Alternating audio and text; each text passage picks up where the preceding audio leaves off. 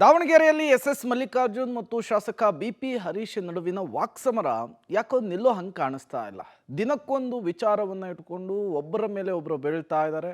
ಒಬ್ಬರ ವಿರುದ್ಧ ಒಬ್ಬರು ಗಂಭೀರವಾಗಿ ಆರೋಪವನ್ನು ಮಾಡ್ತಾ ಇದ್ದಾರೆ. ಈ ಆರೋಪ ಪ್ರತ್ಯಾರೋಪದ ನಡುವೆ ದಾವಣಗೆರೆಯಲ್ಲಿ ಹೊಸ ಕ್ಯಾಂಪೇನ್ ಕೂಡ ಶುರುವಾಗಿದೆಯಂತೆ. ಏನದು ಕ್ಯಾಂಪೇನ್ ಅಂದ್ರ ಇಲ್ಲಿದೆ ನೋಡಿ details. S Mallikarjun BP Harish fight ತಾರಕಕ್ಕೇರಿದ ಜನಪ್ರತಿನಿಧಿಗಳ ಭೂ ಕಬಳಿಕೆ ವಾರ್. ದಾವಣಗೆರೆ ಜಿಲ್ಲಾ ಉಸ್ತುವಾರಿ ಸಚಿವ ಎಸ್ ಮಲ್ಲಿಕಾರ್ಜುನ ಹಾಗೂ ಹರಿಹರ ಶಾಸಕ ಬಿಪಿ ಹರೀಶ್ ಮಧ್ಯೆ ಭೂ ಕಬಳಿಕೆ ವಾರ್ ಜೋರಾಗಿದೆ. ದಿನಕ್ಕೊಂದು ಆರೋಪ, ಕ್ಷಣಕ್ಕೊಂದು ಚಾಲೆಂಜ್ ಅಂತ ಪರಸ್ಪರ ವಾಗ್ದಾಳಿ ಮುಂದುವರೆಸಿದ್ದಾರೆ. ಇಬ್ಬರು ಡಾಬರ್ಮನ್ ನಾಯಿ, ಹುಚ್ಚು ನಾಯಿ ಅನ್ನೋ ಮಟ್ಟದ ಪದ ಬಳಕೆ ಮಾಡಿ ವಾಕ್ ಸಮರ ನಡೆಸಿದ್ದಾರೆ.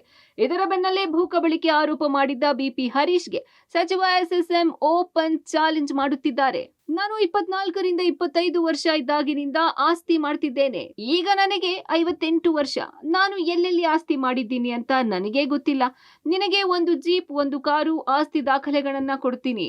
ಊಟದ ಬುತ್ತಿನೂ ಕಟ್ಟಿ ಕೊಡ್ತೀನಿ. ಬೇಕಿದ್ರೆ ಕೋಳಿ ಕೂರಿನೂ ಹಾಕಿಸಿ ಕಳಿಸ್ತೀನಿ. ನನ್ನ ಆಸ್ತಿ ಎಷ್ಟು ಅದಾವು ನೋಡಿಕೊಂಡು ಬಾ ಎಂದು ಚಾಲೆಂಜ್ ಹಾಕಿ ಬಿಪಿ ಹರೀಶ್ ಕಾಲೆಳೆದಿದ್ದಾರೆ. ನಾವ್ಯಾರೂ ಕೆಐಎಡಿಬಿ ಇಂದ ಕಡಿಮೆ ಬೆಲೆಗೆ ಜಮೀನು ಖರೀದಿಸಿಲ್ಲ ಎಂದು ಬಿಪಿ ಹರೀಶ್ ಹಾಗೂ ಮಾಜಿ ಸಂಸದ ಜಿಎಂ ಸಿದ್ದೇಶ್ವರ ವಿರುದ್ಧವೂ ಸಚಿವ ಎಸ್ ಮಲ್ಲಿಕಾರ್ಜುನ ವಾಗ್ದಾಳಿ ನಡೆಸಿದ್ದಾರೆ. ನಾನು ತಗೊಂಡಿದ್ರು ಯಾವಾಗ ನಾನು ಇನ್ನೂ ಹುಡುಗಿದ್ದಾಗ ಅವೆಲ್ಲ ತಗೊಂಡಿರೋದು ನಾನು. I was 24-25 years. ಈಗ ನಾನು 58. ನಾವು ಎಲ್ಲೆಲ್ಲಿ ಆಸ್ತಿ ಮಾಡೇನೆ ಅಂತ ನನಗೆ ಗೊತ್ತಿಲ್ಲ. ಒಂದು ಜೀಪ್ ಕೊಡ್ತಾನೆ, ಒಂದು ಕಾರ್ ಕೊಡ್ತಾನೆ, ರೆಕಾರ್ಡ್ಸ್ಗಳು ನಮ್ಮ ಆಫೀಸ್ನಾಗ ಇರಬೇಕು, ಅವನು ಕೊಡ್ತಾನೆ, ನೋಡ್ಕೊಂಬರಕ್ಕೆ ಕೇಳೋನಿ. ಬುತ್ತಿನೂ ಬೇಕಾದ್ರೆ ಕೊಡ್ತಾನೆ, ಬೇಕಾದ್ರೆ ಕೋಳಿ ಕುರಿ ಬೇಕು ಅಂದ್ರೆ ಅವನು ಹಾಕ್ಸ್ಕೊಡ್ತಾನೆ. ನನ್ನ ಆಸ್ತಿ ಎಲ್ಲದವು, ಎಷ್ಟು ಮಾಡೇನಿ, ನನಗಂತೂ ನಿಜವಾಗ್ಲೂ ಗೊತ್ತಿಲ್ಲ. ಸರ್ಕಾರ ಈಗಾಗಲೇ joint commissioner of survey DDLR ADLR ಸಮಿತಿ ರಚನೆ ಮಾಡಿದೆ. ಅವರು 13, 14, 15 ಬರ್ತಾ ಇದ್ದಾರೆ. ಅವ್ರು ವರದಿ ಕೊಡಲಿ. ಇವ್ರು ಯಾಕೆ ನಾನು ಅವರು ಅಪರಾಧ ಮಾಡಿದ್ದಾರೆ ಅಂತ ನಾನು ಹೇಳೋದು ಬೇಡ, ಮಾಡಿಲ್ಲ ಅಂತ ಅವರು ಹೇಳೋದು ಬೇಡ. ತನಿಖೆ ವರದಿ ಬಂದ ಮೇಲೆ ಏನು ನ್ಯಾಯ ಇದೆ ಅದು ಸಿಗತ್ತೆ. ಮೊನ್ನೆ ಪತ್ರಿಕಾಗೋಷ್ಠಿ ಮಾಡಿ ರೈತರು ಹೇಳಿದ್ದಾರೆ, ಇಡೀ ಆ ಏರಿಯಾದಲ್ಲಿ ಖರಾಬೇ ಇಲ್ಲ. ಯಾವುದೋ ಒಂದು ಸರ್ವೆ ನಂಬರಲ್ಲಿ 4 ಗುಂಟೆ ಖರಾಬ್ ಬಿಟ್ಟರೆ ಇಡೀ ಆ ಹಳ್ಳದ ಅಕ್ಕಪಕ್ಕ ಖರಾಬೇ ಇಲ್ಲ ಅಂತ. ಅವ್ರ ದಾಖಲೆ ಸಮೇತ ನಿಮಗೆ ಕೊಟ್ಟಿದ್ದಾರಲ್ಲ, ಅಲ್ಲಿಗೆ ಮಂತ್ರಿಗಳು ಹೇಳಿ ಸುಳ್ಳು ಅಂತ ಆಯ್ತಲ್ಲ. ದಾವಣಗೆರೆ ಜಿಲ್ಲೆಯ ಹರಿಹರ ತಾಲೂಕಿನ ಚಿಕ್ಕಬಿದರಿ ಗ್ರಾಮದ ಹೊರವಲಯದಲ್ಲಿ ಹಳ್ಳ ಒತ್ತುವರಿ ಆರೋಪವನ್ನ ಚಿಕ್ಕಬಿದರಿ ಗ್ರಾಮಸ್ಥರು ಮಾಡುತ್ತಿದ್ದಾರೆ. ಬೇನಾಮಿ ಹೆಸರಿನಲ್ಲಿ ಸಚಿವ ಎಸ್ ಮಲ್ಲಿಕಾರ್ಜುನ ಕುಟುಂಬದಿಂದ ಆಸ್ತಿ ಖರೀದಿ ಆಗಿದೆ ಎಂದು ಆರೋಪ ಮಾಡುತ್ತಿದ್ದಾರೆ. ಹಳ್ಳದ ಅಕ್ಕಪಕ್ಕದ ಜಮೀನು ಖರೀದಿಸಿದವರು ಚಿಕ್ಕಬಿದರಿ ಗ್ರಾಮಸ್ಥರೇ ಅಲ್ಲ. ಜಮೀನು ಖರೀದಿಸಿದವರು ಯಾರು ಅಂತಾನೇ ಗೊತ್ತಿಲ್ಲ. ಅವರು ರೈತರು ಅಲ್ಲ ಅಂತ ಆರೋಪ ಮಾಡಿ ಕೆಲ ದಾಖಲೆ ಬಿಡುಗಡೆ ಮಾಡಿದರು. ಹಳ್ಳದ ಎಡಪಕ್ಕ ಮತ್ತೆ ಬಲಪಕ್ಕ ಇವರು ಬಿ ಬಕೇಶ್ ಬಿನ್ ಬಸವರಾಜಪ್ಪ, ಶಿವಶಂಕರ್ ಬಿನ್ ವೈ ಹನುಮಂತಪ್ಪ ಏನಿದಾರಲ್ಲ, ಇವರೆಲ್ಲರೂ ಸಚಿವರ ಬೇನಾಮಿಗಳು. ಇವರು ಸಚಿವರು ಏನು ಹೇಳ್ತಾರೆ, ಅಲ್ಲಿ RTC ಒಳಗಡೆ ಖರಾಬು ಅಂತ ಬರುತ್ತೆ. ಖರಾಬ್ ಬಂದಿರೋದು ಯಾರು ಹೊಡ್ಕೊಂತಾರೆ? ರೈತ ಹೊಡ್ಕೊಂತಾರೆ ಅಂತೇಳಿ ಆರೋಪ ಮಾಡ್ತಾರೆ.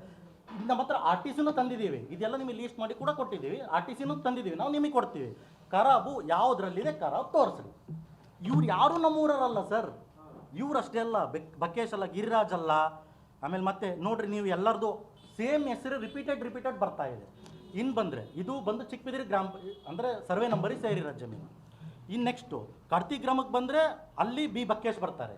ಆ ಕಡೆ ನಾವು ಮೊನ್ನೆ ಹೇಳಿದ್ವಿ ನಿಮಗೆ, ಹಳ್ಳದ ಎಡಭಾಗ ಮತ್ತು ಬಲಭಾಗದಲ್ಲಿ ಇವ್ರದೇ ಜಮೀನು ಬೇನಾಮಿ ಇದೆ ಅಂತ ಹೇಳ್ತಾ ಇದ್ದೀವಿ. ಅದ್ರ ಲೀಸ್ಟ್ ನಿಮಗೆ ಕೊಡ್ತಾ ಇದ್ದೀವಿ. ಇವರೆಲ್ಲ ಬೇನಾಮಿನೇ. ಎಲ್ಲ ದಾಖಲಾತಿಗಳು ನಮ್ಮ ಹತ್ರ ಅದಾವು. ಆನಿನ ಹೆಂಗೆ ತೊಳಸ್ಬೇಕು ಅನ್ನೋದು ಗೊತ್ತೈತಿ. ಮಾವುತ ಹೆಂಗೆ ಏನು ತಯಾರಾಗಿರ್ಬೇಕಂತನೋ ಅದು ಗೊತ್ತೈತಿ ನಮಗೆ. ಅಂಕುಶ ಇರ್ತೈತಿ ಎಲ್ಲಿಗೆ ಹಾಕಿದ್ರೆ ಏನಾಗುತ್ತೆ ಅಂತಂದು. ಯಾವ್ದಾದ್ರು ರೈತರಿಗೆ ಏನಾದರೂ ಮಾತಾಡ್ಬೇಕಂದ್ರೆ ಯಾರಾಗಿರ್ಲಿ, ಕೆಲವೊಂದು ಪದಗಳನ್ನ ಬಳಕೆ ಮಾಡುವಾಗ ಸರಿಯಾದ ರೀತಿಯಲ್ಲಿ ಬಳಕೆ ಮಾಡಬೇಕು. ಜವಾಬ್ದಾರಿ ಇರ್ತಕ್ಕಂಥವ್ರು. ಇವತ್ತು ರೈತರ ಅಂದ್ರೆ ಏನೋ ನಾಯಿಗಳನ್ನ, ನಮ್ಮ ಜಮೀನನ್ನು ನಾವು ವಾಪಸ್ ಕೇಳಕ್ ಹೋದ್ರೆ ನಾಯಿಗಳು ಅಂತಂದ್ರೆ ಅವ್ರು ಏನು ಮಾಡ್ತಾರೆ, ಅವರೇ ಸರಿ ಅಂತಂದ್ರೆ ಮೊದಲು ಸರಿಯಾದ ರೀತಿಯಿಂದ ರೈತರಿಗೆ ಬರ್ತಕ್ಕಂಥ ಜಮೀನನ್ನು ವಾಪಸ್ ಬಿಟ್ಕೊಡ್ರಿ. ಒಂದು ಕಡೆ ಬಿಪಿ ಹರೀಶ್ ಬೆಂಬಲಿಗರು ದಾಖಲೆ ಬಿಡುಗಡೆ ಮಾಡಿದ್ರೆ, ಇತ ಕಾಂಗ್ರೆಸ್ ಕಾರ್ಯಕರ್ತರು ಶಾಸಕ ಬಿಪಿ ಹರೀಶ್ ಕಾಣೆಯಾಗಿದ್ದಾರೆ ಅನ್ನೋ ಅಡಿಬರಹ ಮತ್ತು ಫೋಟೋ ಇರುವ ಸ್ಟಿಕ್ಕರ್ ಅಂಟಿಸಿ ಕೌಂಟರ್ ಕೊಟ್ಟಿದ್ದಾರೆ. ಒಟ್ಟಾರೆ ಸಚಿವ ಶಾಸಕರ ಮಧ್ಯದ ಜಿದ್ದು ಈಗ ಕಾರ್ಯಕರ್ತರು ಮತ್ತು ಬೆಂಬಲಿಗರ ವರೆಗೆ ಬಂದಿದೆ. ಮುಂದೆ ಎಲ್ಲಿಗೆ ಹೋಗಿ ನಿಲ್ಲಲಿದೆ ಅನ್ನೋದು ಕುತೂಹಲ. ಪುನೀತ್ ಅಪ್ಟಿ, ಪಬ್ಲಿಕ್ ಟಿವಿ, ದಾವಣಗೆರೆ.